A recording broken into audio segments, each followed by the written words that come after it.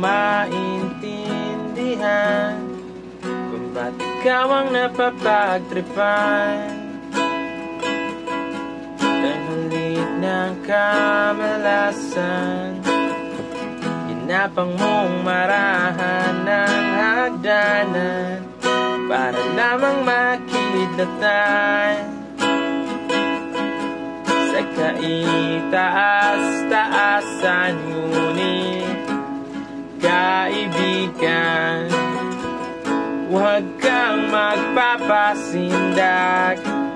Kaibigan, easy lang saya.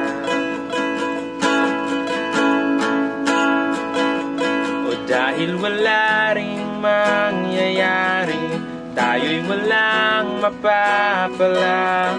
Huwag mong pigilan na